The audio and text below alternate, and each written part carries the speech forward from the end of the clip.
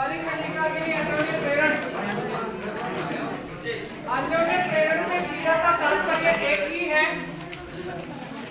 कि काम किसी का मतलब कुंडली कोई एक अलग और प्रेरण किसी दूसरी कुंडली में हो, मतलब इसमें दो कुंडलियां होनी चाहिए। इसलिए हम दो संकेंद्रीय परिकलिकाएं लेते हैं जिनकी लंबाई तो समान है लेकिन फेरों की संख्या भिन्न भिन्न n1 और n2 है। ठीक है, वो हमें इस प्रकार से दिखाई देती है जिसे एक ही परिकलिका। बेटा गीत मत गाओ, आप लोग थोड़े साइलेंट रहो क्योंकि आप लोग की आवाज इसमें आती है। देखो अपने पास ये एक परिकलिका है, परिकलिका का अन्योन्य प्रेरण अपना पॉइंट है। परिकलिका का अन्योन्य प्रेरण,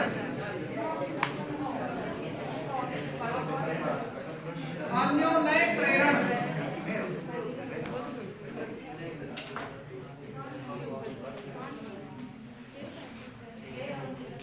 ये अपने पास एक परिकलिका हो गई।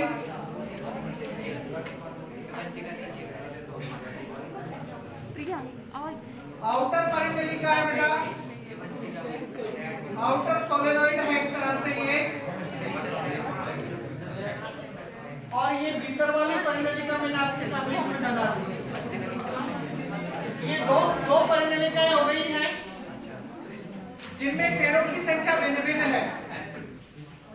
बाहर वाली परिकलिका में पेड़ों की संख्या n1, जबकि अंदर वाली परिकलिका में पेड़ों की संख्या n2 है। इनमें प्रवाहित की जाने वाली धारा की मात्रा एक समान है। I एम्पीयर की धारा ही प्रवाहित कर रहा हूं मैं इनमें।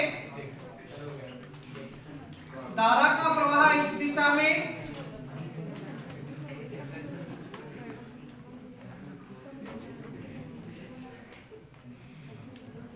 और दोनों परिकलिकाओं की लंबाई एक समान कैपिटल L है।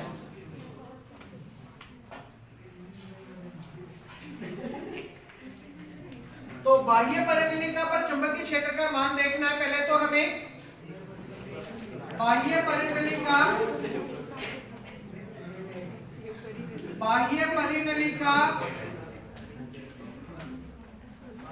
पर चुंबकीय क्षेत्र, चुंबकीय क्षेत्र BO बराबर μ0 n1I बटे में L, समीकरण संख्या 1 हो गई। क्योंकि दोनों ही परिकलिकाओं की लंबाई एक समान है कैपिटल L,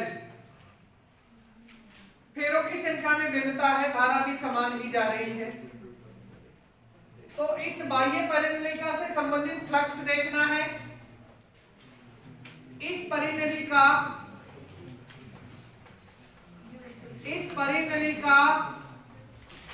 का फ्लक्स फाई O बराबर या फाई 0 बराबर B0.A, मान रख दो समीकरण संख्या 1 से। समीकरण 1 से, समीकरण 1 से फाई O बराबर μ0 n1I A अपॉन में L, समीकरण संख्या हो गई 2। अब जो कि इसके अंदर दूसरी परिकलिका सेट है जिसमें फेरों की संख्या n2 है, इसलिए उस दूसरी परिकलिका पर इस फाई 0 का प्रभाव पूरा पूरा दिखाई देगा। तब आंतरिक परिकलिका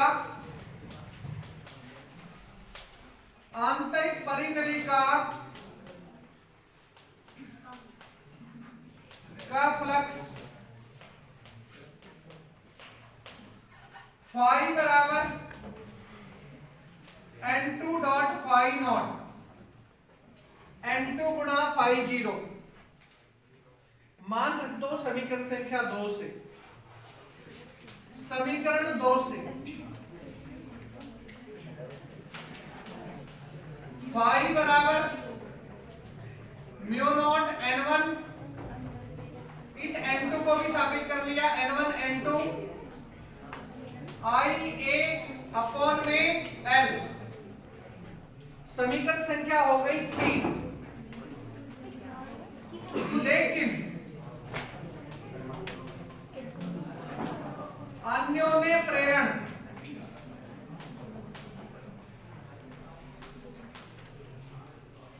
m बराबर, आप लोगों ने उस समय लिखा था phi S upon I P, लेकिन यहां अपने पास ना तो S है मतलब सेकेंडरी कॉइल है, और ना ही प्राइमरी कॉइल हमने कोई दिखाई है।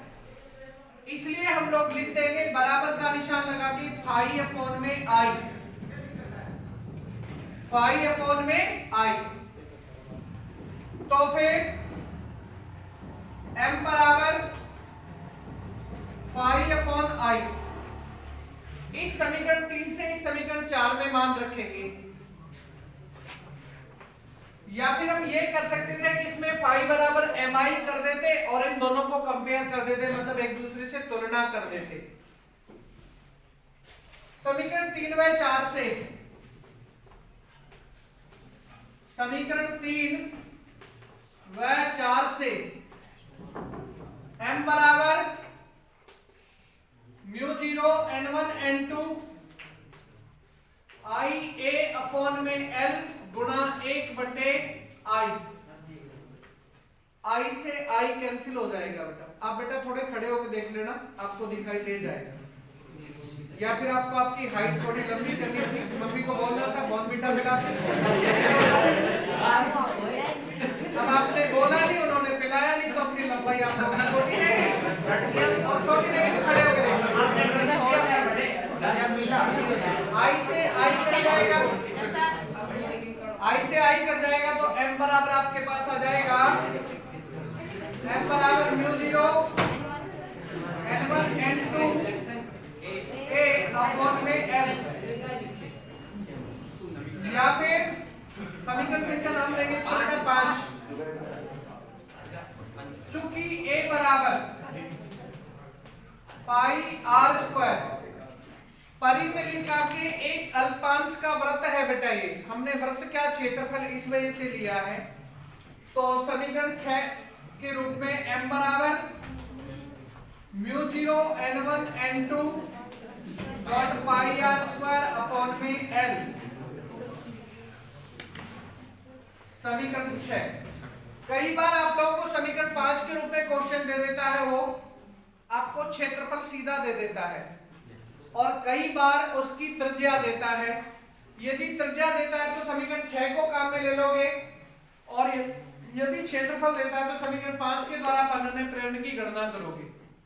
एक चीज और आप ध्यान रखना, केवल एक बार ऐसा क्वेश्चन पूछा गया है कि स्वप्रेरण और अन्योन्य प्रेरण में क्या संबंध है, तो वो संबंध है, आप लोग कहीं एक कॉर्नर पे लिख लेना इसे, m बराबर अंडर रूट L1 L2, कहीं कॉर्नर पे लिख लो। इसकी स्थापना तुम्हारे सिलेबस में नहीं है, लेकिन मैं आप लोगों को बता दूंगा कि कैसे आएगा ये। आप लोगों को कॉर्नर पे लिख लेना है, कहीं पे ऐसी जगह पे लिखना जहां आप लोगों का बार बार ध्यान जाता रहे, क्योंकि इस बार छोटे क्वेश्चन भी पूछे जाने की संभावना ज्यादा है, बड़े क्वेश्चन कम आएंगे। एक काम करें, आप इसे लिखिए फटाफट बेटा, रुकिए, हाँ बना लो बेटा, क्यों लिखो, अरे लिखना शुरू कर दो आप लोग, बेसिक से हो या ना, आप लोग लिखना शुरू करो। माना एक स्मॉल एल लंबाई की चालक छड़, माना एक स्मॉल एल लंबाई की चालक छड़ को पूर्व पश्चिम दिशा में रखकर गति कराई जा रही है।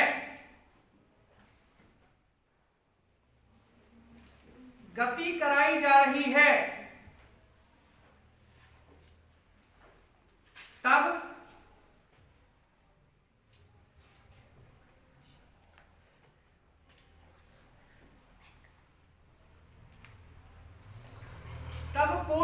पश्चिम दिशा में गति के समय,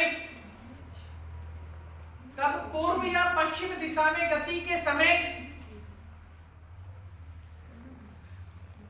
चालक अपनी लंबाई के अनुदिश, चालक अपनी लंबाई के अनुदिश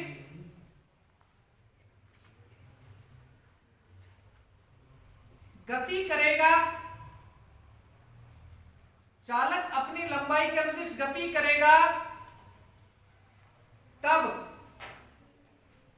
उसका पारित क्षेत्रफल, तब उसका पारित क्षेत्रफल शून्य रहेगा, तब उसका पारित क्षेत्रफल शून्य रहेगा। ये स्थिति है बेटा, ये आपकी वेस्ट है और ये आपकी ईस्ट है। ये इसी दिशा में गति कर रहा है, पूर्व से पश्चिम दिशा की तरफ या पश्चिम से पूर्व की तरफ। तो क्षेत्रफल को पार नहीं करेगा, ये केवल अपनी इस लाइन को पार करेगा।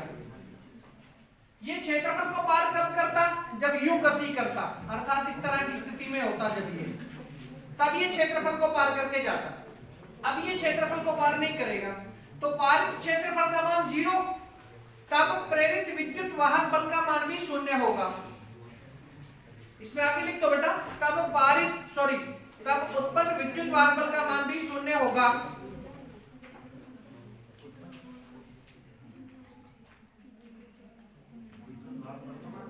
हाँ जी, विद्युत वाहक बल का मान भी 0 होगा। नेक्स्ट लाइन में एरो लगाओ बेटा, इससे आगे वाले लाइन में एरो लगाओ और उसमें लिखो, जब चालक क्षण या जब चालक उत्तर या दक्षिण दिशा की ओर, उत्तर या दक्षिण दिशा की ओर गति की जाएगी,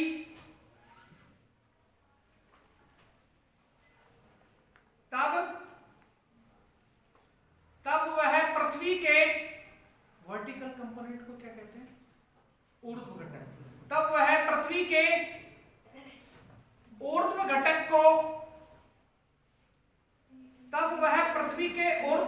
को लंबवत स्थिति में काटेगा, तब वह पृथ्वी के ऊर्ध्व घटक को लंबवत स्थिति में काटेगा एवं उत्पन्न प्रेरित विद्युत वाहक बल E बराबर BV.VL प्राप्त होगा। BV.VL प्राप्त होगा। यहाँ पे छोटा जो V लगाया है ये vertical component of magnetic field को शो कर रहा है, ध्यान रखना। सर इसका डायग्राम बताओ। इसका डायग्राम, इसको बेटा आप इसी से दिखा सकते हो। अपना क्या कह रहा है, ये उत्तर दक्षिण दिशा में चल रहा है, मैंने आपको अभी बताया है। ये लो, अब ये पार करके जाएगा इसे पूरे को, तो इस वर्टिकल कंपोनेंट को, इसी को तो पार कर रहा है, इसी को तो पार कर रहा है। यदि आप इसको इधर सरकाते जाएं तो पूरे एरिया को कवर करता जा रहा है, तो वर्टिकल कंपोनेंट पार हो गया। अब ये देख, इसके बाद में यदि ये यू गति करे, उत्तर से दक्षिण या दक्षिण से उत्तर की तरफ गति करे तो BH, ये लंबवत चालक छड़ है। हाँ ये लंबवत है बेटा, यहाँ पे इस समय लंबवत है। इसके बाद में मैं इसके अनुदिश भी करूंगा मैं इसे, क्योंकि वास्तव में पृथ्वी का जो चुंबकीय क्षेत्र वो यू होता है, थोड़ा अलग। अपनी नॉर्थ अपन यू बनाते हैं, साउथ यू बनाते हैं, पप्पू वाई को यू बिठाते हैं, मतलब पश्चिम ध्रुव को यू बिठाते हैं। वास्तव में इस प्रकार से नहीं होता है। यदि हम यहाँ अपनी कृत्रिम चुंबकीय छड़ को, यदि अपन या चालक छड़ को यू बिठाएं, तो चालक छड़ यू नॉर्थ साउथ में नहीं ठहरती, इससे कुछ विस्थापित होकर के ठहरती है। हम इसको ले रहे हैं बेटा। लिखें, अगली वाली लाइन में वापस से निशान लगाओ। इसी प्रकार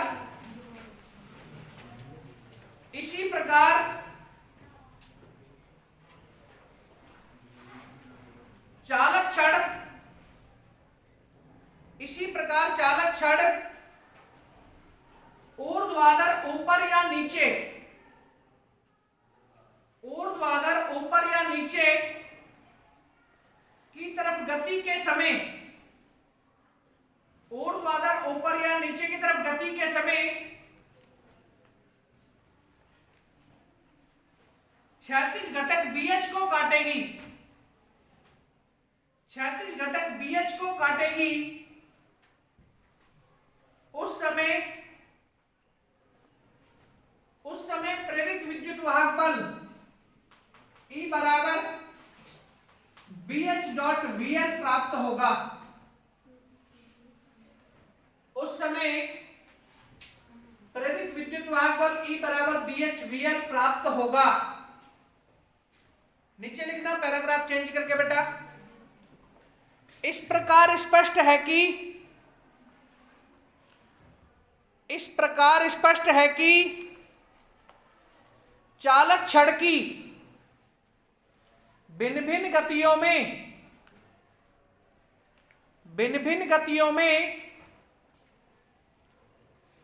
भिन्न चुंबकीय घटक कार्यशील होते हैं। भिन्न भिन्न चुंबकीय घटक कार्यशील होते हैं।